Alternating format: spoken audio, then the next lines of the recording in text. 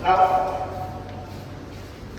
for much more information regarding the mental health and different aspects of mental health, now I would like to invite Manoj Rao sir, the counselor of the school, to elaborate regarding the mental health.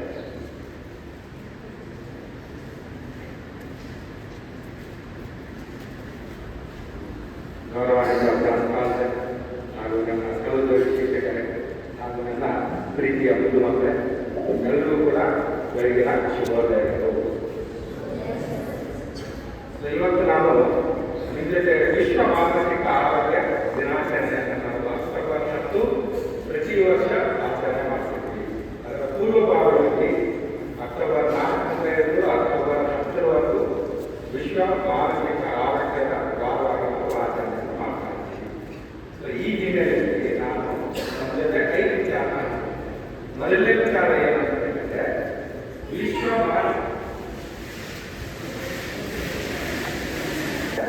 ನಾನು ವಿಶ್ವ ಮಾನಸಿಕ ಆರೋಗ್ಯ ದಿನಾಚರಣೆ ವಾರದ ಪ್ರಯುಕ್ತ 5 ಅಂಶ ನಿಮ್ಮ ಜೊತೆ. ಮೊದಲನೇ ವಿಚಾರ ವಿಶ್ವ ಮಾನಸಿಕ ಆರೋಗ್ಯ ದಿನಾಚರಣೆಯ ಹಿನ್ನೆಲೆ ಏನು ಮೊದಲನೇದು. ಎರಡನೇದು ವಿಶ್ವ ಮಾನಸಿಕ ಆರೋಗ್ಯ ದಿನಾಚರಣೆಯ ಅವಶ್ಯಕತೆ ಇದೆಯಾ, ಇದ್ರೆ ಯಾಕೆ ಅನ್ನೋ ವಿಚಾರ ಎರಡನೇದು. ಮೂರನೇದು ಹಾಗಾದ್ರೆ ಮಾನಸಿಕ ಆರೋಗ್ಯ ಅಂದ್ರೆ ಏನು ಅನ್ನೋದು ಮೂರನೇ ವಿಚಾರ. ನಾಲ್ಕನೇ ವಿಚಾರ ಬಂದು ಮಾನಸಿಕ ಆರೋಗ್ಯದ ಆತ್ಮಹತ್ಯೆಯ ಲಕ್ಷಣಗಳು ನಾಲ್ಕನೇ ವಿಚಾರ. ಐದನೇ ವಿಚಾರ ನಾವು ಮಾನಸಿಕ ಆರೋಗ್ಯವನ್ನು ಹೇಗೆ ಕಾಪಾಡಬೇಕು ಅಥವಾ ಮಾನಸಿಕ ಆರೋಗ್ಯ ಅಸ್ವಸ್ಥತೆಯನ್ನು ನಾವು ಹೇಗೆ ನಿವಾರಣೆ ಮಾಡಬೇಕು ಅನ್ನೋದಕ್ಕೆ ಇದನ್ನು ಮಾತಾಡ್ತೀವಿ. ಮೊದಲನೇ ವಿಚಾರ ಮಾನಸಿಕ ಆರೋಗ್ಯದ ಹಿನ್ನೆಲೆ. ಯಾಕೆ ಬೇಕು ವಿಶ್ವ ಮಾನಸಿಕ ಆರೋಗ್ಯ ದಿನಾಚರಣೆ? ಹಿನ್ನೆಲೆ ಶುರುವಾಗಿದೆ ನೋಡಿ. ನಾವೆಲ್ಲ ಕಾಲದ ನಾಗರಿಕ ಬರ್ತೀವಿ. ನಾಗರಿಕ ನಂತರ ನಾವು ನಾಗರಿಕರ ಅರ್ಥ ನಮ್ಗೆ ಏನಾಗ ಶುರುವಾಗಿರ್ತದೆ ನಮ್ಮ ಆರೋಗ್ಯದ ಬಗ್ಗೆ ಕಾಳಜಿ ಶುರುವಾಗಿದೆ. ಆರೋಗ್ಯದ ಬಗ್ಗೆ ಕಾಳಜಿ ಅಂತ ಹೇಳಿದಾಗ ದೈಹಿಕ ಆರೋಗ್ಯದ ಕಾಳಜಿ ಶುರುವಾಗಿದೆ.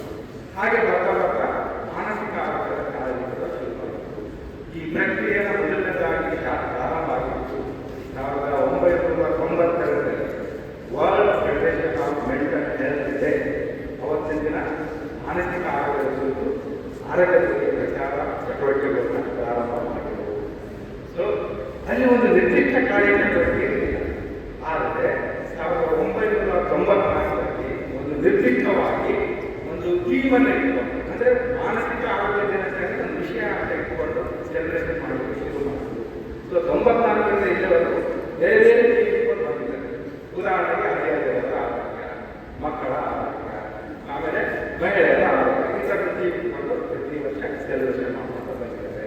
ಬಟ್ ಈ ಒಂದು ಥೀಮ್ ಏನಂದರೆ ಅಕ್ಟೋಬರ್ 10, 2024ರ ಆರೋಗ್ಯದ ವಿಶ್ವ ಮಾನಸಿಕ ಆರೋಗ್ಯದ ಥೀಮ್ ಏನಂತ ಹೇಳಿದ್ರೆ ಕೆಲಸದ ಸ್ಥಳದಲ್ಲಿ ಎಲ್ಲರಿಗೂ ಮಾನಸಿಕ ಆರೋಗ್ಯ ಕೊಡುವಂಥ ಸೌಲಭ್ಯ ಮಾಡಬೇಕು. ಹೇಗೆ ನೋಡಿ, ನಾವೆಲ್ಲರೂ ಕೂಡ ಒಂದಲ್ಲ ಒಂದು ರೀತಿಯಿಂದ ಕೆಲಸದಲ್ಲಿ ತೊಡ್ಕೊಳ್ಬೇಕು. ಶಿಕ್ಷಕರಾಗಿರ್ಬೋದು ಅಥವಾ ಕಾರ್ಮಿಕರಾಗಿರ್ಬೋದು, ಬೇರೆ ಬೇರೆ ಇವೆಲ್ಲರೂ ಮಾನಸಿಕ ಆರೋಗ್ಯ ಉತ್ತಮವಾಗಿರುತ್ತೆ. ನಮ್ಮ ಪ್ರೊಡಕ್ಟಿವಿಟಿ ಅಂದರೆ ಉತ್ಪಾದನೆ ಪ್ರಮಾಣ ತುಂಬ ಹೆಚ್ಚಾಗಿರುತ್ತೆ. ಸೊ ಇದು ಈ ವರ್ಷದಲ್ಲಿ. ಈಗ ನಾನು ಎರಡನೇ ವಿಚಾರ ಮಾಡ್ತೇನೆ, ಮಾನಸಿಕ ಆರೋಗ್ಯ ಆಚರಣೆ ಮಾಡಬೇಕಾ, ಮಾಡಿದ್ರೆ ಯಾಕೆ ಮಾಡಬೇಕು, ಅದರ ಅವಶ್ಯಕತೆ ಏನಿದೆ ಅಂತ ನೋಡುವಾಗ ವಿಶ್ವ ಆರೋಗ್ಯ ಸಂಸ್ಥೆ ಬಿಡುಗಡೆ ಮಾಡುವ ಅಂಕಿಅಂಶಗಳು ಏನು ಅಂತ ಹೇಳಿದ್ರೆ ನೋಡಿ, ನಾವು 5 ಮಕ್ಕಳಲ್ಲಿ 5% ಮಕ್ಕಳಲ್ಲಿ ಪ್ರತಿಯೊಬ್ಬರು ಕೂಡ ಮಾನಸಿಕ ಆರೋಗ್ಯದ ಅಸ್ವಸ್ಥತೆ ಲಕ್ಷಣಗಳನ್ನು ನಾವೆಲ್ಲರೂ ಹೊಂದಿದ್ದೀವಿ. ಇದು ನಾನು ಹೇಳ್ತಾ ಇಲ್ಲ, ವಿಶ್ವ ಆರೋಗ್ಯ ಸಂಸ್ಥೆ ಹೇಳುವಂಥ ಅಂಕಿಅಂಶ. ಹಾಗೆಯೇ 14 ವರ್ಷದ ವಯೋಮಾನದ ಆರೋಗ್ಯ ಸಂಸ್ಥೆ ಇವುಗಳು 50% ಮಕ್ಕಳು ಇವುಗಳು ಕೂಡ ಏನಾಗ್ತಾ ಇದೆ ಅಂತ ಹೇಳಿದ್ರೆ ಮಾನಸಿಕ ಆರೋಗ್ಯದ ಅಸ್ವಸ್ಥತೆಯ ಲಕ್ಷಣಗಳು 14 ವಯಸ್ಸಿಗೆ ಶುರುವಾಗ್ತಾ ಇದೆ. ವಿಶ್ವ ಆರೋಗ್ಯ ಸಂಸ್ಥೆ ವರದಿಯಲ್ಲಿ ಹೇಳಿದ್ದಾರೆ. ಹಾಗೆಯೇ 24 ವಯಸ್ಸಿನ ಮಕ್ಕಳಲ್ಲಿ 75% ಇವುಗಳು ಮಾನಸಿಕ ಆರೋಗ್ಯದ ಅಸ್ವಸ್ಥತೆಯ ಲಕ್ಷಣಗಳನ್ನು ಒಳಗೊಂಡಿದ್ದಾರೆ ಅಂತ ವಿಶ್ವ ಆರೋಗ್ಯ ಸಂಸ್ಥೆ ಹೇಳಿದೆ.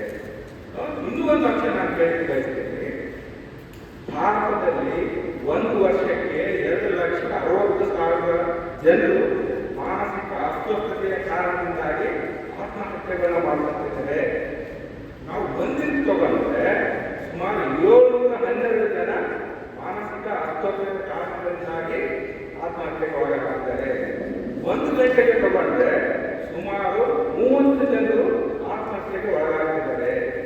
ಒಂದು ಅಂದ್ರೆ ಅರ್ಥ ಏನಾಯ್ತು, ಪ್ರತಿ ಅರ್ಧ ನಿಮಿಷಕ್ಕೊಬ್ಬರು ಮಾನಸಿಕ ಅಸ್ವಸ್ಥತೆಯ ಕಾರಣದಿಂದ ಆತ್ಮಹತ್ಯೆಗೆ ಒಳಗಾಗಿದ್ದಾರೆ ಅನ್ನೋದೇ ಇದರಿಂದ ಗೊತ್ತಾಗ್ತದೆ. ಸೊ ಎಲ್ಲ ಅಂಶಗಳನ್ನ ನಾವು ನೋಡಿದಾಗ ಅತಿಯಾಗಿ ಮುಖ್ಯವಾಗಿ ಕಂಡುಬರಬೇಕಂದ್ರೆ ವಿಶ್ವ ಮಾನಸಿಕ ಆರೋಗ್ಯ ದಿನಾಚರಣೆಯ ಅವಶ್ಯಕತೆ ಕಾಣ್ತಾ ಇದೆ. ಹೌದಾ? ಸೊ ಈಗ ಹಾಗಾದ್ರೆ ಈಗ ನಾವು ಮೂರನೇ ಪ್ರಶ್ನೆ ಹೋಗ್ತೀವಿ. ಹಾಗಾದ್ರೆ ಮಾನಸಿಕ ಆರೋಗ್ಯ ಅಂದ್ರೆ ಏನು ನೋಡಿ. ನಾವು ದಿನನಿತ್ಯ ಜೀವನದಲ್ಲಿ ಡೀಲ್ ಮಾಡ್ತೀವಿ, ಎಮೋಷನ್ಸ್, ಫೀಲಿಂಗ್ಸ್, ವರ್ಕ್ಸ್, ಹೌದಲ್ವಾ? ನಾವು ಕೆಲವು ಚಾಲೆಂಜಸ್ ನಾವು ಹೇಗೆ ನಿಭಾಯಿಸ್ತಾ ಇದ್ದೀವಿ, ಒತ್ತಡವನ್ನು ಹೇಗೆ ನಿಭಾಯಿಸ್ತೀವಿ, ಆಮೇಲೆ ಸಮಾಜಕ್ಕೆ ನಾವು ಹೇಗೆ ಪ್ರತಿಕ್ರಿಯಿಸ್ತೀವಿ, ಈ ಎಲ್ಲ ಅಂಶಗಳನ್ನ ನಾವು ಮಾನಸಿಕ ಆರೋಗ್ಯ ಅಂತ ಹೇಳ್ತೀವಿ. ಇನ್ನೂ ಸ್ಪಷ್ಟವಾಗಿ ಹೇಳೋದಾದ್ರೆ ಭಾವನೆಗಳು, ಸೈಕಾಲಜಿಕಲ್ ಥಾಟ್ಸ್, ಆಮೇಲೆ ಸೋಷಿಯಲ್ ಬಿಹೇವಿಯರ್ಸ್ ಅಥವಾ ಸೋಷಿಯಲ್ ಆಕ್ಟಿವಿಟಿ. ನೋಡಿ, ಭಾವನೆಗಳು ಅಂತಂದ್ರೆ ಏನು ಭಾವನೆಗಳು ಅಂದರೆ ಕೋಪ, ಸಂತೋಷ, ದುಃಖ, ನಗು, ಇವೆಲ್ಲ ನಾವು ಭಾವನೆಗಳು ಅಂತ ಹೇಳ್ತೀವಿ. ಹೌದು ತಾನೆ? ಹಾಗೆಯೇ ನಾವು ಸೈಕಾಲಜಿಕಲ್ ಥಾಟ್ಸ್ ಅಥವಾ ಮಾನಸಿಕ ಆಲೋಚನೆ. ಮಾನಸಿಕ ಆಲೋಚನೆ ಅಂದ್ರೆ ಏನು? ಮಾನಸಿಕ ಆಲೋಚನೆ ಅಂದ್ರೆ ಏನಾದ್ರು ಮಾಡ್ಬೇಕಾದ್ರೆ ನಾವು ಮನಸ್ಸು ಬರ್ತೇವೆ. ಹಾಗೆ ಮನಸ್ಸು ಅಂದ್ರೆ ಏನು? ಎಲ್ಲಿದೆ ಮನಸ್ಸು? ಹೌದಾ? ನೋಡಿ, ನಮಗೆ ಕಿಡ್ನಿ ಇದೆ ಅಂತ ಗೊತ್ತು, ಕಿಡ್ನಿ ಫಂಕ್ಷನ್ ಮಾಡ್ತೇವೆ ಅಂತ ಗೊತ್ತು, ಹಾರ್ಟ್ ಇದೆ ಅಂತ ಗೊತ್ತು, ಬ್ಲಡ್ ಫಂಕ್ಷನ್ ಮಾಡ್ತೇವೆ, ಬ್ಲಡ್ ಸರ್ಕ್ಯುಲೇಷನ್ ಮಾಡ್ತೇವೆ ಅಂತ ಗೊತ್ತು. ಹಾಗೇನೆ ಹೌದಾ? ಹಾಗಾದ್ರೆ ಮನಸ್ಸು ಎಲ್ಲಿದೆ? ಮನಸ್ಸು ಎಲ್ಲಿದೆ ಅಂತ ಯೋಚನೆ ಮಾಡುವಾಗ ಮನಸ್ಸಿನ ಪ್ರಕ್ರಿಯೆ ಎಲ್ಲಿಂದ ಶುರುವಾಗುತ್ತೆ ಮಾಡಬೇಕಾಗುತ್ತೆ. ಮನಸ್ಸನ್ನ ನಡೆಯುವಂತ ನ್ಯೂರೋ ಆಕ್ಟಿವಿಟೀಸ್ ಏನಂತಾರೆ, ನರಕೋಶಗಳಲ್ಲಿ ನಡೆಯುವ ಪ್ರಕ್ರಿಯೆಯ ಭಾಗವಾಗಿ ಮನಸ್ಸಿನಿಂದ ಕಾರ್ಯಗಳು ಶುರುವಾಗುತ್ತೆ. ಅದರ ಕಾರ್ಯದ ಭಾಗ ಮನಸ್ಸು. ಹೌದಾ? ಹಾಗಾದ್ರೆ ನಾವು ಆಲೋಚನೆಯನ್ನು ಹೇಗೆ ಮಾಡ್ತೀವಿ ನೋಡಿ. ಒಂದು ಸನ್ನಿವೇಶ, ಒಂದೇ ಒಂದು ಸನ್ನಿವೇಶ, ಅದಕ್ಕೆ ಪ್ರತಿಕ್ರಿಯೆ ಹೇಗಿರ್ತದೆ, ಪ್ರತಿಯೊಬ್ಬರು ಬೇರೆ ಬೇರೆ ರೀತಿಯಾಗಿ ಪ್ರತಿಕ್ರಿಯೆಗಳು ಕೊಡ್ತಾರೆ. ಒಂದೇ ಸನ್ನಿವೇಶ, ಅದಕ್ಕೆ ನನ್ನ ಪ್ರತಿಕ್ರಿಯೆ ಬೇರೆ ಆಗುತ್ತೆ, ನಿಮ್ಮ ಪ್ರತಿಕ್ರಿಯೆ ಬೇರೆ ಆಗುತ್ತೆ, ಇನ್ನೊಬ್ಬ ಪ್ರತಿಕ್ರಿಯೆ ಬೇರೆ. ಹೌದಾ? ಸೊ ಇದಕ್ಕೆ ಮಾನಸಿಕ ಚಟುವಟಿಕೆ ಅಥವಾ ಮಾನಸಿಕ ಆಲೋಚನೆ ಅಂತ ಹೇಳ್ತೀವಿ. ಹಾಗೆಯೇ ಸಾಮಾಜಿಕ ಚಟುವಟಿಕೆ. ಸಾಮಾಜಿಕ ಚಟುವಟಿಕೆ ಅಂತ ಹೇಳಿದ್ರೆ ನಾವು ಸಮಾಜದಲ್ಲಿ ಹೇಗೆ ನಾವು ನಮ್ಮ ವರ್ತನೆಯನ್ನು ತೋರಿಸ್ತೀವಿ ಅನ್ನೋದು ಇದು ಸಾಮಾಜಿಕ ಚಟುವಟಿಕೆ. ಉದಾಹರಣೆಗೆ ನೀವು ಬರ್ತದೆ ಹೋಗ್ತಾ ಇದ್ದೀವಿ, ಅಲ್ಲಿ ಬೋರ್ಡ್ ಹಾಕಿದ್ರೆ ಏನು ಅಂಗವಿಕಲರಿಗೆ ಮಾತ್ರ ನಾವು ಕೂತ್ಕೊಂಡು, ಇದು ನಮ್ಮ ಸಾಮಾಜಿಕ ಪ್ರೀತಿಯನ್ನು ತೋರಿಸುತ್ತೆ. ಹೌದಾ? ಮಹಿಳೆಯರಿಗೆ ಮೀಸಲು ಸೀಟ್ ಅಂತ ಹೇಳ್ತಾರೆ. ಮಹಿಳೆಯರಿಗೆ ಮೀಸಲನ್ನು ಸೀಟ್ ಇರುತ್ತೆ, ಅದನ್ನು ನಾವು ಕೂತ್ಕೊಂಡಿರ್ತೀವಿ. ಯಾವುದೇ ಮಹಿಳೆ ಬಗ್ಗೆ ಯಾವುದೇ ಕೊಡೋದು. ಇದು ಏನು ತೋರಿಸುತ್ತೆ? ನನ್ನ ಸಾಮಾಜಿಕ ವರ್ತನೆಯನ್ನು ತೋರಿಸುತ್ತೆ. ಈ ಒಟ್ಟಾರೆ ಸಮಗ್ರ ಅಂಶಗಳನ್ನ ಏನಂತ ಕೇಳ್ತೀವಿ ಅಂತ ಹೇಳಿದ್ರೆ ಮಾನಸಿಕ ಆರೋಗ್ಯ ಅಂತ ಹೇಳ್ತೀವಿ. ಏನು ಭಾವನಾತ್ಮಕ, ಮಾನಸಿಕ ಮತ್ತು ಸಾಮಾಜಿಕ ನಮ್ಮ ಉತ್ತಮ ಚಟುವಟಿಕೆಗಳು ಚೆನ್ನಾಗಿರುತ್ತೆ ಅಥವಾ ಬಾಧಿತವಾಗಿರುತ್ತೆ, ಧನಾತ್ಮಕವಾಗಿರುತ್ತೆ, ನಾವು ಉತ್ತಮ ಮಾನಸಿಕ ಆರೋಗ್ಯ ಲಕ್ಷಣ ಹೊಂದಿದ್ದೀವಿ ಅಂತ ಅರ್ಥ. ಹಾಗಾದ್ರೆ ಮಾನಸಿಕ ಅಸ್ವಸ್ಥತೆ ಅಂದ್ರೆ ಏನು? ಮಾನಸಿಕ ಅಸ್ವಸ್ಥತೆ ಅಂತ ಹೇಳಿದಾಗ ನಾನು ಮುಖ್ಯವಾಗಿ ಕೆಲವು ನಾನು ಅಸ್ವಸ್ಥ ಆತಂಕ, ಎರಡನೇದು ಖಿನ್ನತೆ, ಮೂರನೇದು ಬೈಪೋಲಾರ್ ಡಿಸಾರ್ಡರ್, ನಾಲ್ಕನೇದು ಪೋಸ್ಟ್ ಟ್ರಾಮಾಟಿಕ್ ಡಿಸಾರ್ಡರ್, ಆಮೇಲೆ ಸಾಮಾಜಿಕ ವಿರುದ್ಧ ನಡವಳಿಕೆಗಳು. ಇವುಗಳೆಲ್ಲ ಏನಂತ ಹೇಳ್ತೀವಿ ನಾವು ಮಾನಸಿಕ ಅಸ್ವಸ್ಥತೆಯ ಲಕ್ಷಣಗಳನ್ನು ಹೇಳ್ತೀವಿ. ಈಗ ಆತಂಕದ ಬಗ್ಗೆ ಮಾತಾಡೋಣ. ಆತಂಕ ಅಂದ್ರೆ ಏನು ನೋಡಿ. ನಾವು ಪಾಠದಲ್ಲಿ ಇರ್ತೀವಿ, ಫ್ರೆಂಡ್ಸ್ ಜೊತೆ ಜಗಳ ಆಡ್ತೀವಿ, ಜಗಳ ಆದ ತಕ್ಷಣ ನಮ್ಮ ಸ್ನೇಹಿತ ನಮ್ಮಿಂದ ದೂರ ಆಗ್ತದೆ. ದೂರ ಆದ ತಕ್ಷಣ ನಮ್ಗೆ ಏನು ಶುರುವಾಗಿ ಹೇಳೋ ಅವನು ನಾನು ನಾಳೆ ಮಾತಾಡ್ತಾನೆ ಇದೆ, ನಾನು ಹೇಗೆ ಮಾತಾಡೋದಪ್ಪ, ನಮ್ಮ ಫ್ರೆಂಡ್ಶಿಪ್ ಉಳಿಸಬೇಕಲ್ಲ, ಏನು ಮಾಡಿದ್ರೆ ಆತಂಕ ಶುರು. ಕ್ಲಾಸಲ್ಲಿ ಟೀಚರ್ ಪಾಠ ಮಾಡ್ತಾರೆ, ಏನು ಮಾಡ್ತೀವಿ ನಾವು?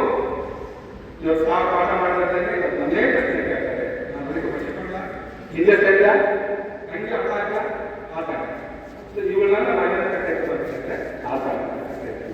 ಇದು ಇರಬೇಕು, ಒಂದು ಕ್ಷಣ ಬಂದೋದ್ರೆ ಅದು ನಮ್ಮ ಆರೋಗ್ಯಕರ ಬೆಳವಣಿಗೆ. ಆದರೆ ಇದು ಅತಿ ಆತಂಕ ಏನಾಗುತ್ತೆ? ಖಿನ್ನತೆಗೆ ದಾರಿ ಮಾಡಿಕೊಡುತ್ತೆ.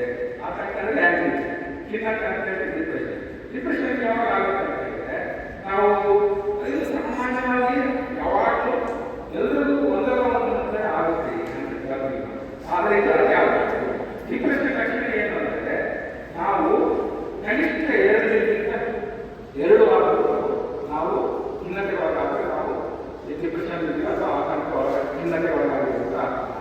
ಈಗ ಹೇಗೆ ನೋಡೋಣ. ಉದಾಹರಣೆಗೆ ಖಿನ್ನತೆ ಅಂತ ಅಂದ್ರೆ ಈಗ ನೋಡಿ, ನಾವು ಶಾಲೆ ಟೀಚರ್ ಪಾಠ ಮಾಡಿರ್ತಾರೆ, ಪಾಠ ಮಾಡಿದ್ರೆ ಪ್ರತಿಯೊಬ್ಬರ ಕೇಳ್ತಾರೆ ಅಂತಂದ್ರೆ ನಮಗೆ ಇರುವಂತ ಖಿನ್ನತೆ. ಅದು ದಿನಾ ಶುರು ಮಾಡೋದು. ಪ್ರತಿದಿನ ಟೀಚರ್ ಬರ್ತಾರೆ, ಅದೆಲ್ಲ ಪ್ರಶ್ನೆ ಬರ್ಸ್ಕೊಂಡ್ಬಿಡ್ತೀವಿ. ದಿನ ನನ್ನದೇ ಕೇಳ್ತಾರೆ ಅಂತ ಬೇರೆ ಹಾಗೆ. ಇದು ಇನ್ನೊಂದು ಉದಾಹರಣೆ ನೋಡಿ, ಖಿನ್ನತೆ ಅಂದ್ರೆ